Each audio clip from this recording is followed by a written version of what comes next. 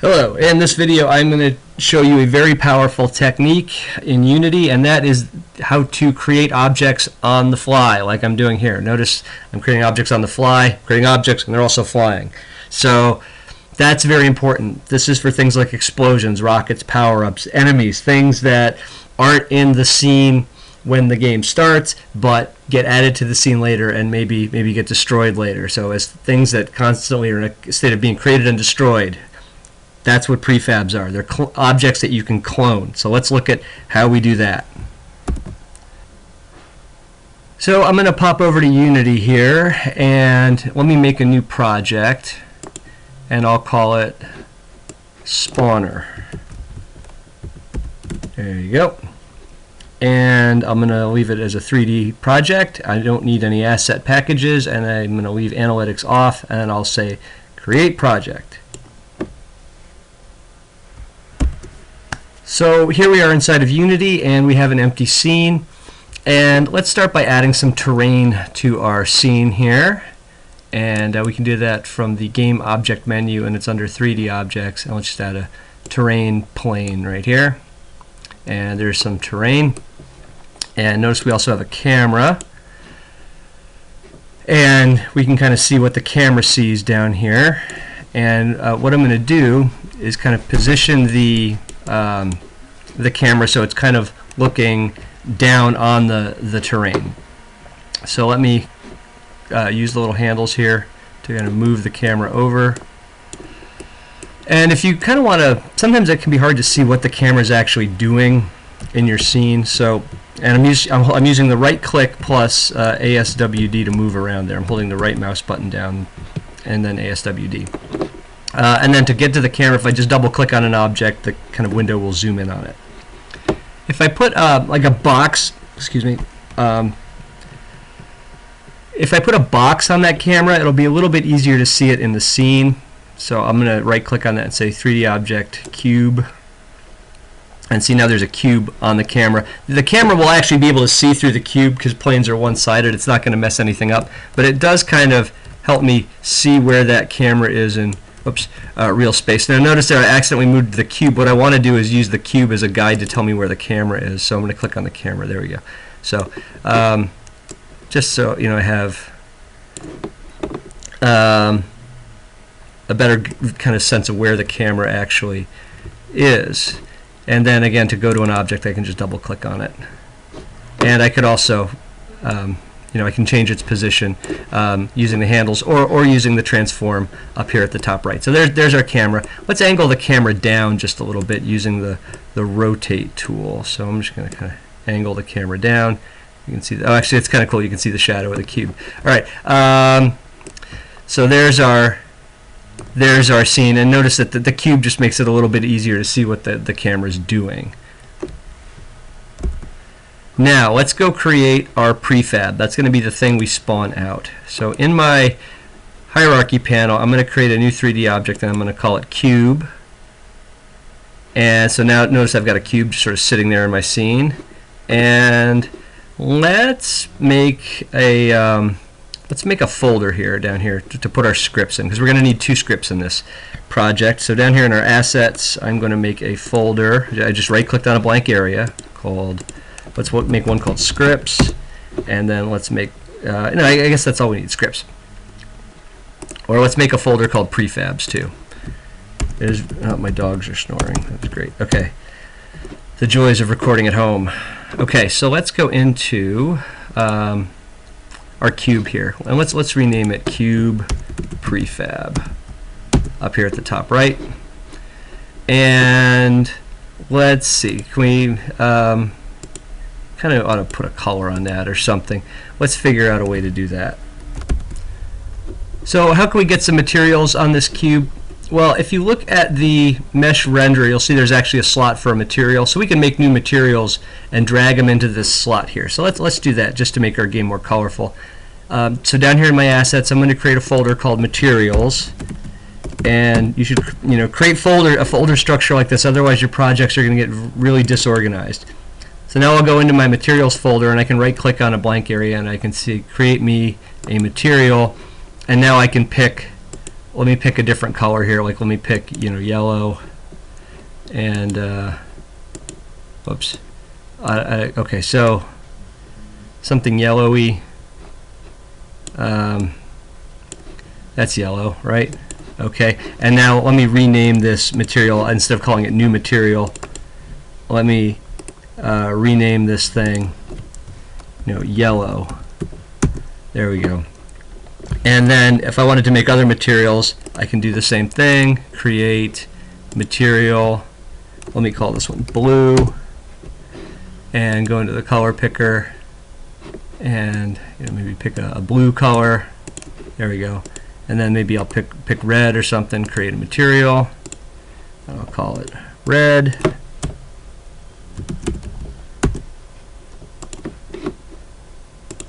Well, the dogs are sleeping now, but they sure weren't sleeping at 5 in the morning. Okay, so there's some materials. And now on my cube prefab, what I can do is just drag one of these materials over into the slot, and you can see now the cube is yellow. Right? And later what we'll do is, you know, maybe we'll randomize what our spawner spawns out. Okay, so now what we need to do is let's put a rigid body component on our cube, and that'll make it part of the physics system. That means it'll be affected by gravity. So let me add a rigid body component. And so what I did was I clicked add component, and then I'm going to go into rigid body. There we go. And now watch what happens if I run this thing. Let me lift up the cube here, and now if I run this, do we see the cube falling? That's kind of hard. We didn't really see it. So what we need to do is put kind of the cube in front of the camera. But let's just so let's look at how would we do that. Well, what we can do is take the cube and drag it onto the camera, and then set its position to be 0, 0, 0. So now its position is relative to the camera. Notice it's over there. And now what I can do is kind of take it off the camera, and now it's a top level object again. And now I can move it, and maybe the see, there's our cube. Now we can see it. So let's kind of move it closer in, and then let's lift it up. Now watch what happens when I run the game here. Yeah, bonk. Okay, so there our cube is now affected by physics. Alright, so there's our cube prefab. So now it's got a material, and it's got this rigid body component on it. Now, we're going to be spawning out probably lots of these things, so we don't want them to keep accumulating in the scene. So what we need is a script, like a self-destruct script on this cube prefab. So let's go make a self-destruct script. So I'm going to go into my script folder. Let me right-click here and say Create C# script, and let me call it self-destruct. Oops, number lock. Curse you, number lock. So let's call it self-destruct.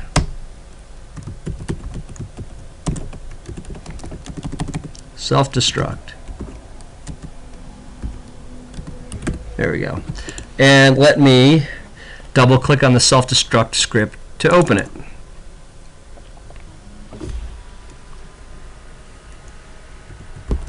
So let's take a look at what is in this script. So here we have a class called self-destruct. It inherits an existing class called mono behavior. If you actually go into mono behavior and you keep kind of drilling down through this stuff, okay, so mono behavior inherits behavior, which inherits component, right? So that's kind of the thing here. So the fact that if you need something to be a component, which means you need to be able to drag it onto an object, that's why it's inheriting mono behavior. So mono behavior allows this thing to be dragged and dropped onto an object. And here's our start function and our update function. You know, so this runs once, this runs every frame. So in our script here, let's add a public variable. Let's make it like a number like 3.5 or something. So it'll be a float, and we'll call it timeout. And we'll set it to like 3 seconds or something. If you want to actually specify a number, you have to say 3.0, and then you have to say F on the end. Otherwise, it thinks that this is actually not a float. It thinks it's a double, which is like 64 bits versus 32 bits. So it's like, hey, you can't put a 64-bit number in a 32-bit number. So you have to put the F on it to get around that. It's really annoying. So now we have a public variable called timeout. And then let's make a function called destroy me, void destroy, not on destroy, let's just call it destroy me. There we go. And what do we want to do in the destroy me function? Well, we want this object to go away. So how do we do that? This dot game object, no wait, sorry, game object dot destroy. Now what do we want to destroy? The game object, if we just do this, this is very interesting. This object is going to refer to the script itself. This would destroy the script. We don't want to destroy the script, we want to destroy the game object that the script is attached to. This dot, there, lowercase, okay. So this script, which is this, every object has a reference to itself, has a variable called game object, which is the object this script is attached to. So we're saying destroy, call this function which will destroy an object. And what object do we want to pass in? The object this script is attached to. Alright, so that's all we have to do there. So all this does is destroy the object the script is attached to. Now, what we want to do is when this object starts, we want to say, hey, in like timeout seconds, call this function. So how do we do that in Unity? How do we say call a function later? How do we kind of set a timer? There is a function called invoke to do that for you. So it takes the name of the function to call, and it takes the delay in seconds. So what function do we want to call? We want to call destroy me. And how long do we want to wait? Well, we made a variable called timeout. So as soon as this object is created, it will wind up its timer and call the destroy me function in whatever that is set to, and then this function will get called and it will destroy the object. So let's test that out. Let me go back to Unity here, and there's my cube prefab. There we go. Okay, now let's put the self-destruct script on it. So how do I do that? Well, I can take the script and I can just kind of drag it up there onto that object, or I can drag it onto a blank area over here. And you can see there's our self-destruct script, and there's our public variable, timeout, right? If I want this to be longer, I can change it.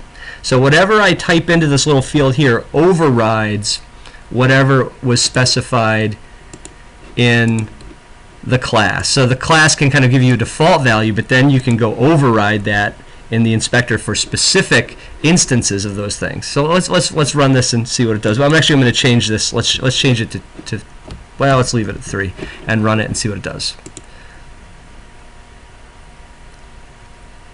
Bonk, and it's gone, right? So there's our self-destruct script in action. Okay, I kind of wanted it to bounce. I'm not sure why it's not bouncing. We'll work on that later. Okay, so there's our cube, and now what we want to do is turn this thing into a prefab, like make kind of how we package this thing up so we can clone it. All you have to do is, let's go into a blank area in your assets panel, and you just take the object and you drag it from the hierarchy down into the assets panel, and what this has now done is it has packaged up this object as a prefab. And now if I wanted more of these, I can just drag them into my scene, right? But I don't want to do that. But that's now what I've done is I've made an object I can clone, a reusable object. And in fact, I don't even need the existing object anymore, the original one. I can delete it because I've got it down here as a prefab, and if I need to change it, I can put it in my scene, change it, and then re-prefab it, update the prefab. All right, so let me delete that. Okay, so there's our cube, and now let's go make the spawner. So to make the spawner, I'm just going to let me create an empty object here, and it looks like it attached it to my directional light because that's what I was just adjusting, but let me drag it off the directional light. I want to make it a top level object. Like I don't want it to be, I don't want the spawner to be nested under some other object. And then let me rename this thing spawner. And so now I've got an object called spawner, and it is an empty object. And what I need to do is put a script on the spawner. So let me go into my scripts folder here, and I'm going to make a new script, create C# script, and let me call it spawner. And hit enter, and let me open up the spawner script. So this is going to look a lot like the self-destruct script. We're going to use invoke and a public variable. So what we're going to do is we'll have an invoke function, a function that we invoke, but when that function is invoked, we'll have it invoke itself again, and it'll be kind of like creating an alarm loop in Unity. It'll be an easy way to just kind of create something that repeats. So what do we need in our spawner? How does the spawner know what to spawn? Well, we're going to give it the thing to spawn. We're going to make a public variable. We'll make a public game object. All the stuff that you're going to see in your scene, it's a game object. It's a type of game object. So we can make a public game object variable, and we'll call it, I don't know, let's just call it thing. Thing to spawn. And in our okay, so then let's make a function to actually spawn it. Let's make a function called spawn, and what does the spawn function do? Well, this is where we use one of the most important functions in Unity, and that is instantiate. Instantiate takes 3 parameters. The way we're going to use it, it takes the thing to spawn,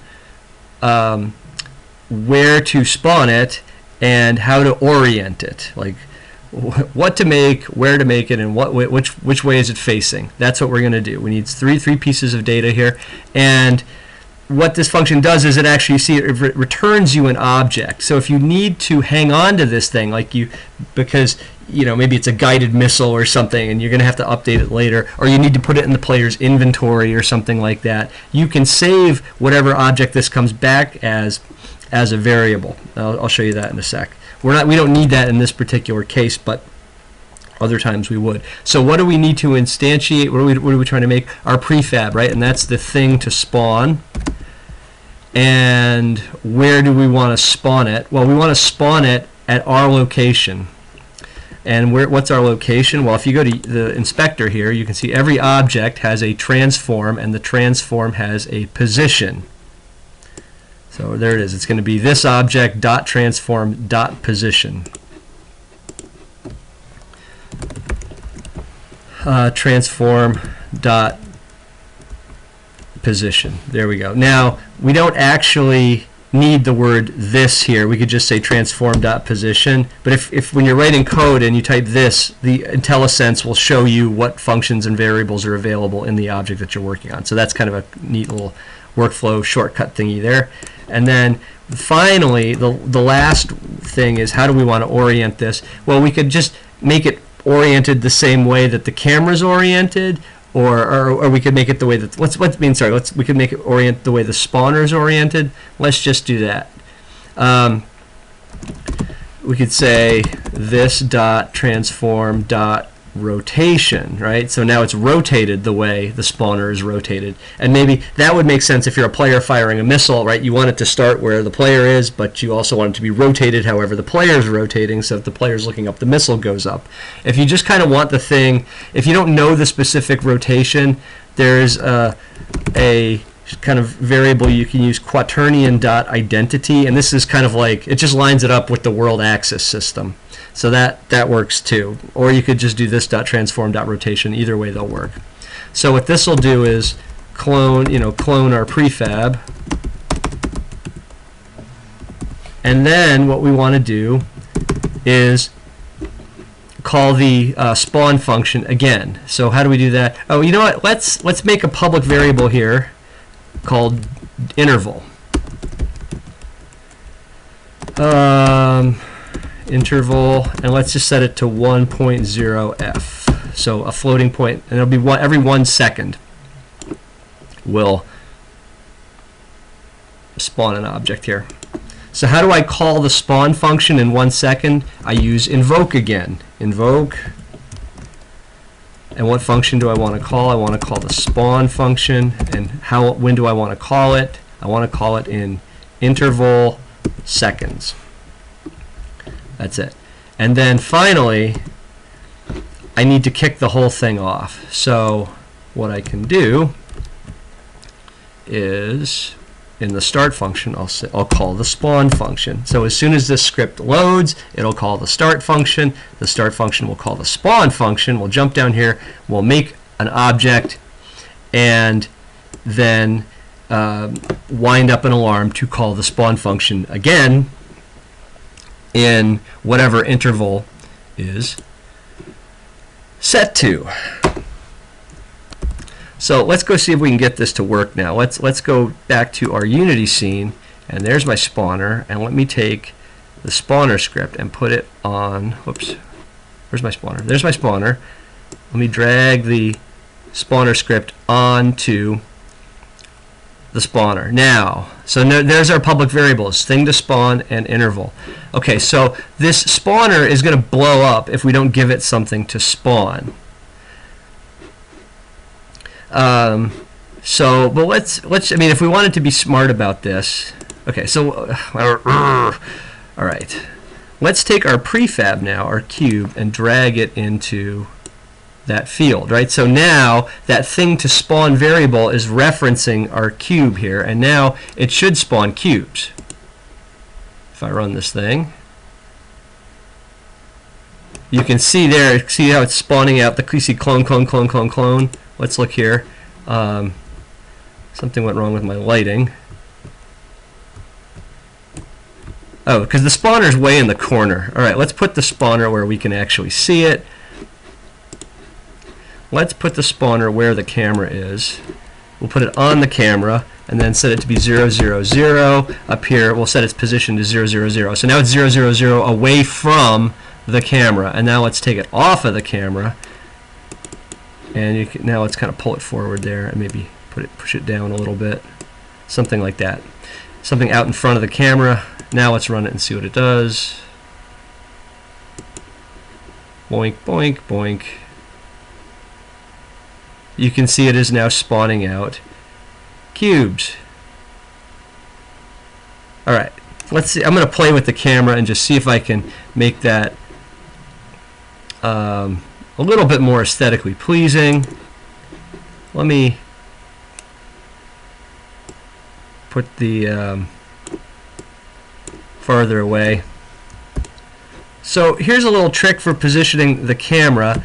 Notice how if I have the selected move tool, the arrows line up with the world axis system. But what if I just wanted to back the camera up in the direction it's facing, kind of on its own axis system? That's what these little guys up here are for. So if I say global, see it toggles between global and local, and now I can kind of push the camera back up in the direction it's facing as opposed to kind of monkeying with it in world space. So let's run this and see if it looks any better. That's looking pretty good. Boink, boink, boink, boink. Alright, now here comes the fun bit. So on the spawner, notice that we have our interval here set to 1 second. And let's change that. Let's make that every half a second. And now you can see this thing is spawning out cubes a lot faster. What if I make it 0.25? Now it's spawning them out like crazy, and you can see those prefabs are accumulating over here. And then maybe I want the cubes to hang around a little bit longer. How would I do that? Well, let's go to the cube prefab, and down here in our self-destruct script, maybe we'll change the 3 to be a 5 and run that. And let's start changing things again. Let's change this to be like 0.2 or something. Now it's just going crazy. And let's see, now our cubes are also hanging around a lot longer. Now here's something kind of interesting. If I go to the spawner and I just crank this down to be something ridiculously low, now they're just kind of hosing out like, you know, all over the place. What's going on here? The idea is, because these things have rigid body components on them, but when one box is created, the previous box hasn't had time to get out of the way. So the physics engine is thinking, oh, if these things hit each other or are overlapping, it must be because they collided at high speed, and therefore they need to fly apart at high speed, and that's why they start shooting all over the place like that. So there you go. There's a cube spawner. I think I'm going to do one more video where you know, it'll be a quick one. It'll just show you, like, what if we wanted to spawn out different things? How would you spawn out random things instead of the same cube every time? I'll show you that in the next video.